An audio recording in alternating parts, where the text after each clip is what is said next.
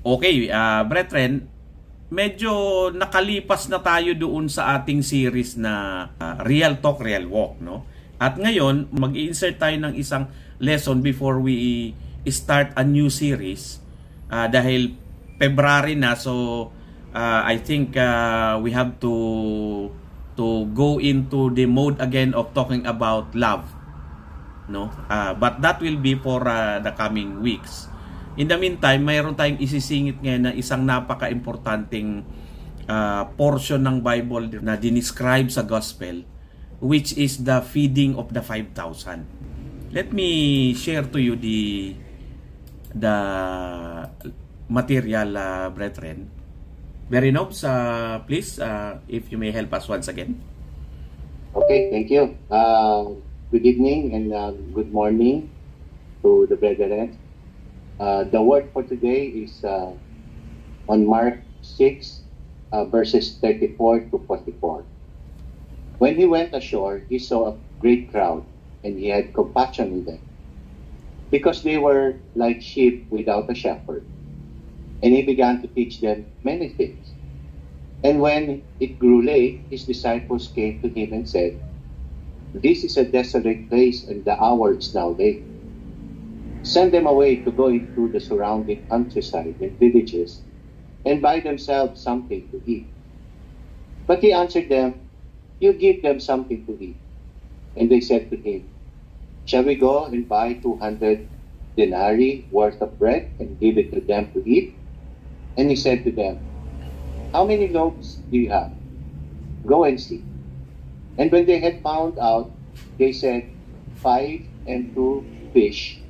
Then he commanded them all to sit down in groups on the green grass. So they sat down in groups by hundreds and by 50s. And taking the 5 loaves and the 2 fish, he looked up to heaven and said a blessing and broke the loaves and gave them to the disciples to set before the people. And he divided the 2 fish among them all. And they all ate and were satisfied. And they took up 12 baskets full of broken pieces of the fish, and those who ate the loaves were 5,000 men. Have you noticed before what Mark 6, verses 51 to 52 says about the disciples of Jesus? They were completely amazed at Jesus walking on water. And because they did not understand the miracle of the loaves and the fish. Understand, in Greek, is the word for synthesize, to connect pieces of information and understand their significance and meaning. They had something in their hearts that prevented them from understanding. Yun. Okay, thank you. So, first of all, no, perhaps the first thing na mapipick up natin dito ay ang plural pala ng fish din. 2 fish, no? But actually, grammatically speaking, pag sinabi nating 2 fishes, ay tama din.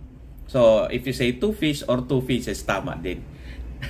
But kidding aside, the reason why I highlighted yung portion na itong 5 loaves and 2 fish, brethren, kasi it is quite often that when people retell this story, nababaliktad nila 5 fish ika and 2 loaves.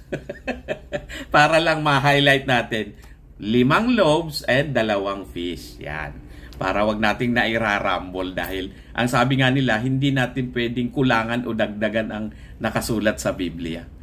Okay, brethren, yung portion na binasa ni Quejes na introductory paragraph jumps to Mark 6:51 to 52, no? While ang lesson natin is on 34 to 44, pinakita ni lang dito sa ating lesson na after the whole hulabaloo about feeding the 5,000, later on, they will also see Jesus walking on water sa 6:51 to 52. And they were still completely amazed, brethren, that Jesus was walking on water. And why is that? After seeing our Lord miraculously feeding 5,000 out of 5 loaves and 2 fish, dapat by this time they are already fully convinced that really the Lord Jesus is the Son of the living God and He can do all these miracles, no, limitless capability because He is God. So sometimes tayo, brethren, while we have already experienced miracles in our lives, we might still tend to forget about them and doubt yung ability ng ating mahal na Diyos to respond or address yung mga mabibigat na problemang dumadating pa sa atin. Nagkakaroon pa rin tayo ng doubts kasi siyempre tao lang, no? At least alam natin, even the apostles also had the difficulty of synthesizing or yung minsan kakulangan ng pag-understand, because like in my case, brethren, na i-share ko sa inyo before, that I have seen how the Lord spoke to me with respect to the ailment ng kapatid ko, no? But for some reason, I would forget about that miracle. And minsan pinanghihinaan ako ng loob when I would encounter new challenges na mabibigat, no?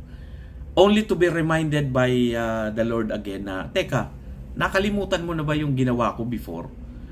Na sabi mo ay tumibay ka because of that. Bakit limot mo na? Ngayon parang humihina ka na naman, no? So it's really a tendency, and it's we have to guard ourselves against it, yung kahinaan ng loob. So we really have to learn how to synthesize our understanding when it comes to the limitless capability of our Lord to fix our issues, no? Okay. So medyo na forward tayo dun sa Mark 6:51 to 52. So balikan natin, brethren, yung 34 to 44. Medyo himayin natin. Ito, when He went ashore, He saw a great crowd, no? Bigyan ko kayo ng backstory. Si Lord Jesus was trying to get away from people kasi nagluluksa siya. Ang kakabalita sa kanya nito, brethren, ay John the Baptist was already beheaded by Herod at the behest of Herodias, the wife. Dahil sobra ang asar ni Herodias kay John the Baptist, nakakita siya ng paraan para papugutan si John the Baptist kahit na ayaw ni Herod. Hiniling niya as a fulfillment of a promise by the king, no? So patay na si John the Baptist ng time na to, gusto magluksa ni Lord. So he tried to go away from the people, but when he went ashore, nagulat siya. Medyo magagaling ang marites, brethren. Naibalita na napapunta si Lord sa pangpang na yan, nag-gather na doon yung great crowd kaagad to witness, no?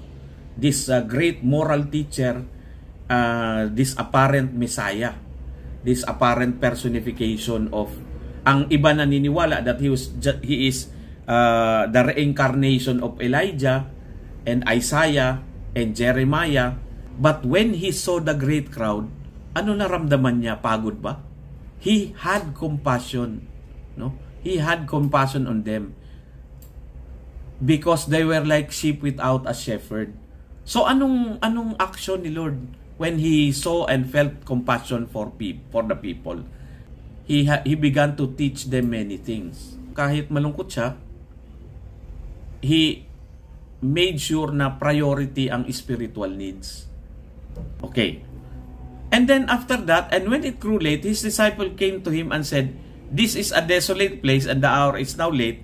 Send them away to go into the surrounding countryside and villages and buy themselves something to eat." Sabi, hapon na ika, wala naman tayong maipapakain, mabuti nang dispatchahin na natin, no?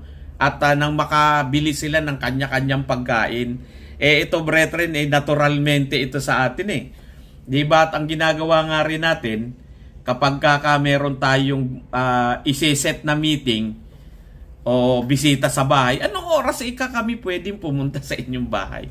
Ang isinasagot natin, mga alas 10 siguro. Yan ang paboritong oras ng pag-iimbita sa bahay, alas 10 tsaka alas 3 ng hapon o 3:30. Bakit? Kasi masyadong late na para magpa-breakfast at masyadong maaga para magpa-lunch. Mag-alo ka mang kape lang. Para bang hayaan mo na sa hapon naman, papano? Bandang alas 3 o 3:30 para late na para magpa-lunch. Pero maaga naman para magpa-dinner. Pakapi ka lang uli, di ba? Kumbaga, parang naturalmente sa tao na wala man tayo ikang maiaalok, sabi ng mga apostles, let's send them away to go into the countryside and villages and buy themselves something to eat. Bahala na sila ika sa kanilang kakainin. Pero anong naging sagot ni Lord, brethren? But He answered them, you give them something to eat. Pakainin nyo sila. No? Dito makikita natin, after the Lord Jesus responded to the spiritual needs of the people by having compassion and teaching them, spiritually speaking, ngayong physical naman ang needs, the Lord also did not turn them away. He also gave the instruction na pakainin din natin. So, we can imagine, my brothers, na ang Diyos natin is really a generous God, no? And He will not only respond to our spiritual needs, but be assured that He will not turn us away with respect to our temporal needs. Yung mga pangangailangan natin dito sa mundo, sasagutin niya rin. And they said to Him, shall we go and buy 200 denarii worth of bread and give it to them to eat? No? So parang nandun nga ang doubt ng mga apostles. At itong 200 denarii, brethren, ang denarii daw at that time would be something like 4 months worth of salary. Yung average salary. So sabihin na natin, ang average salary is around 30,000. 4 months worth, so mga 120,000 ang 100 denarii. 200, di 240,000 worth of food ang kailangan mo para mapakain mo yung 5,000, no? Parang ganun ang estimation. Sabi, saan naman ika tayo kukuha nitong ganitong kalaking pera?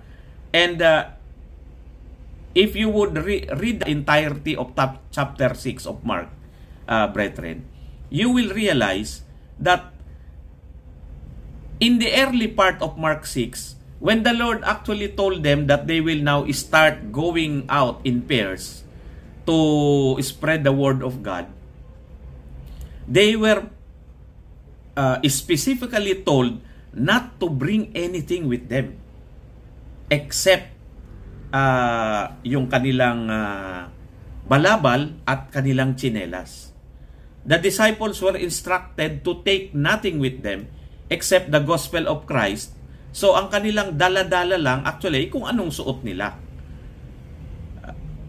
They were actually supposed to be dependent on those who receive them and give them hospitality. Kung merong magbibigay sa kanila ng pagkain, makakakain sila. Pero, kumbaga, the Lord was trying to tell them, the Lord will provide. You go out there with nothing. And, having actually complied with the instruction of Jesus, sabi ng mga apostles, but we have nothing. We were told not to bring anything. And now we need around 200 denarii so that we may be able to really feed them. No? Kasi ang sabi ni Lord, you give them something to eat. He said to them, how many loaves do you have? Go and see. 5 and 2 fish.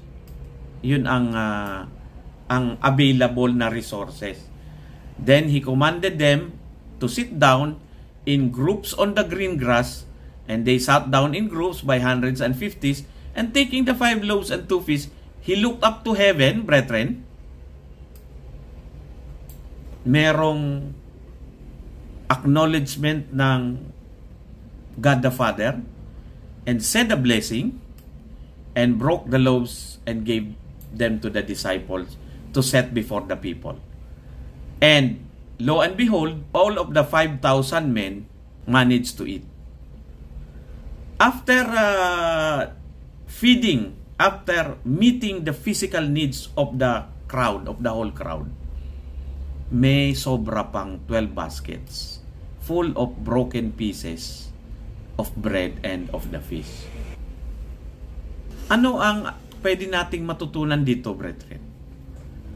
That finally, after the Lord would meet our spiritual and our physical needs, He will not just bless us yung sinasabi nating just enough for our needs, no? The Lord has the penchant of blessing us ng sobra sa kailangan natin. When He gives us blessings, be assured, my brothers, that the blessing will be more than what you need.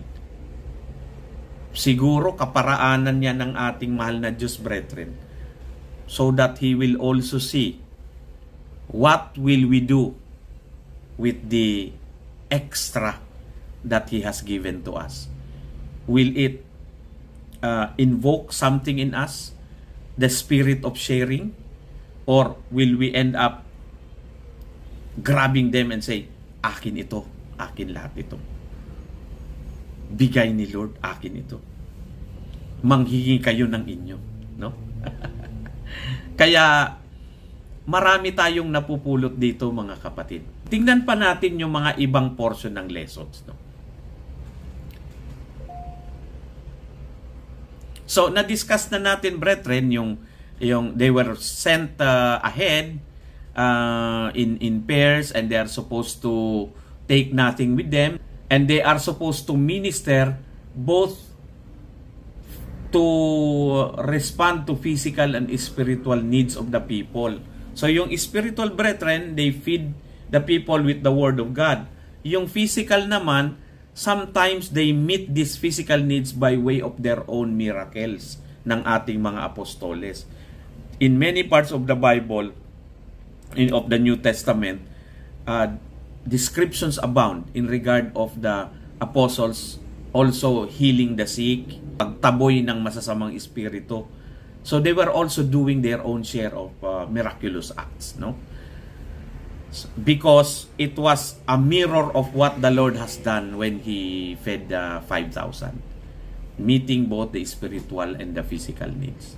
Pagdating dito sa Mark 6:30-44, yung prior to the feeding of the 5,000, ito yung dinidescribe ko kanina, no, that Jesus brought His disciples to a remote place.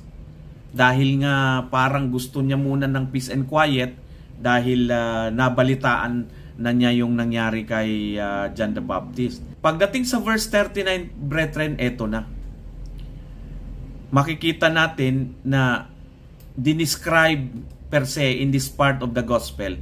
The place had green grass for the people to sit on, and the good shepherd, Jesus, makes His sheep, the people, lie down in green pastures beside still waters, and prepares food for them in the presence of Herod's spies, or in the presence of their enemies. We can now see, brethren, na itong Mark 6 is in fact the fulfillment of Psalm 23. Let me show you yung yung comparison mismo ng Mark 6 and Psalm 23. So that we may really see it very clearly kung paanong na-fulfill, no? In Psalm 23, it starts with this: the Lord is my shepherd, I shall not want. He makes me lie down in green pastures. He leads me beside still waters. He restores my soul. He leads me in the path of righteousness for His name's sake.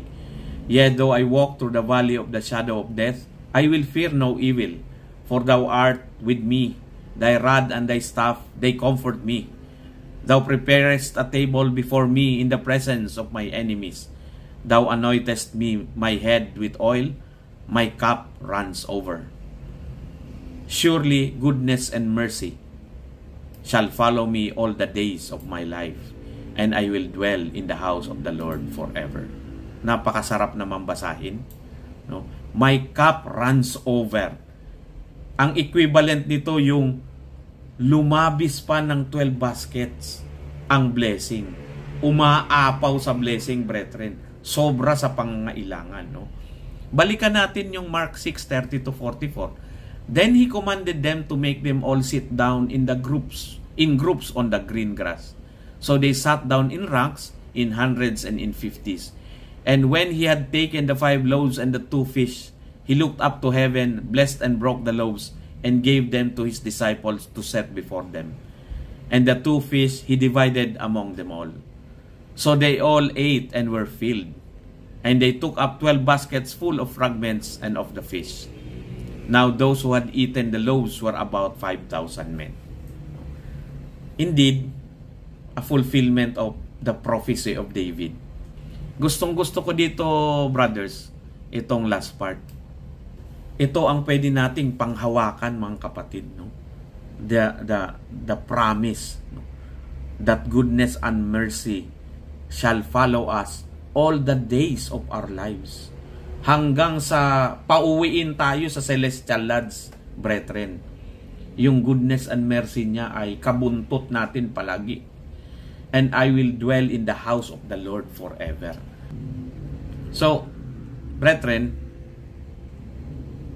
nung nakita ng mga apostoles, uli si Lord Jesus na naglalakad sa tubig, we can reflect na Moses had to part the waters so that they can cross, no? But because Jesus is greater than Moses, hindi niya kailangan hatiin ang tubig.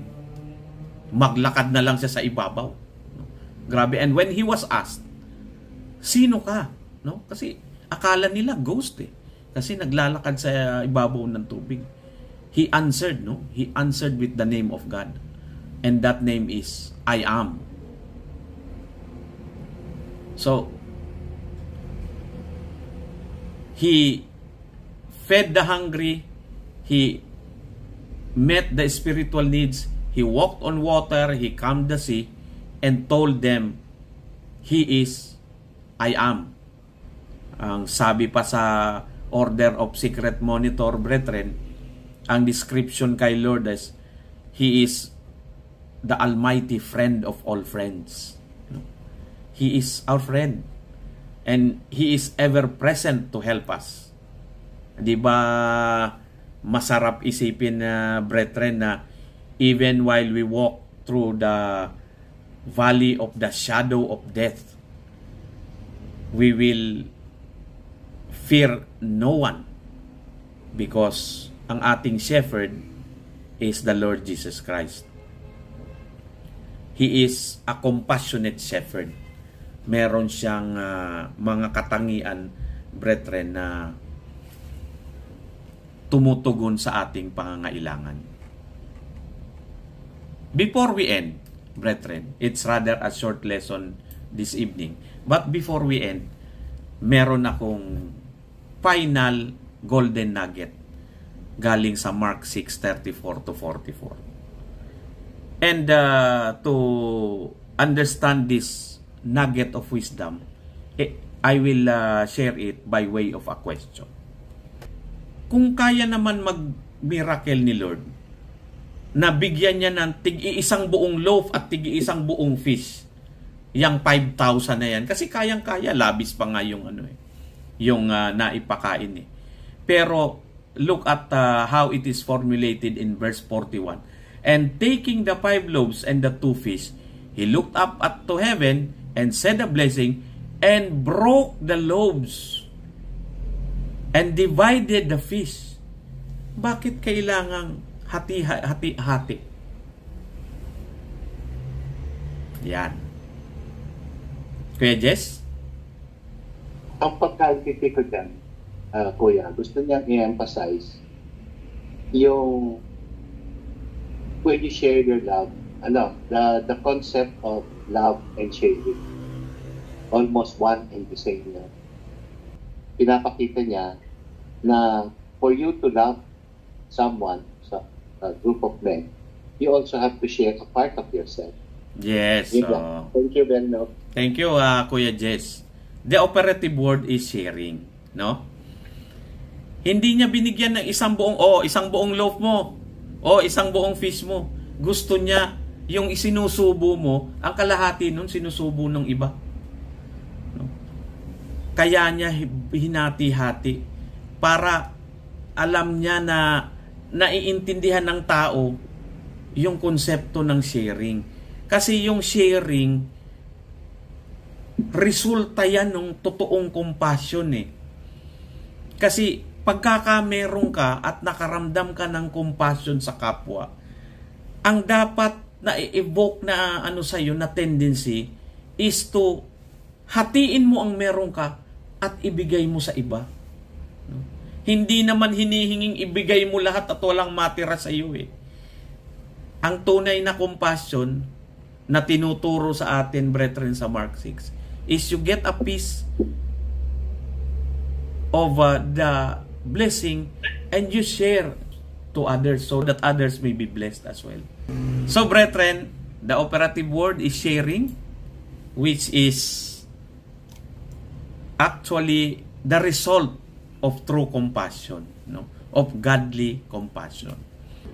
So, we will now open, my brothers, ang ating virtual room for insights and reflections. Good evening kay Dennis and good morning pala. Kuyang may share lang ako ng konti kasi Go ahead, sinabi nga dun sa sa sinabi nun sa binasa mo, Kuya Ozone. Yung equally divided talaga ang pagmamahal sa atin ng ating Lord, ng ating Panginoon.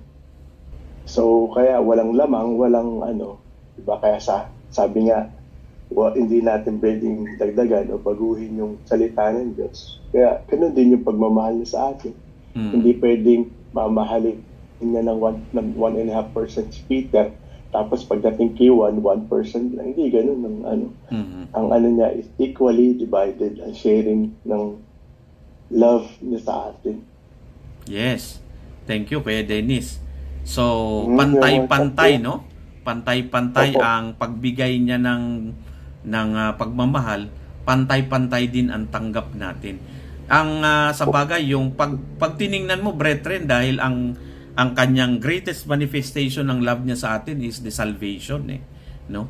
At lahat yan inaalok niya sa lahat eh. Nasa tao na lang kung tatanggapin mo, no? And I always try to explain, brethren, it's a free gift being handed to you by the Lord. But it will only become yours if you accept it. Kasi kung di mo naman tinanggap, di hindi iyo. Tinanggihan mo eh. But all of us are being offered that gift of salvation. And it's free. Hindi niya tayo sinisingil dyan eh. Ang nangyayari lang dyan, you accept it because you believe that it will save you. That's why you accept the gift. Sana, brethren, as a result ng ating lesson ngayong gabi, subukan nyo lang na when you encounter people that we don't know, subukan nyo, brethren, pakiramdaman yung sarili nyo.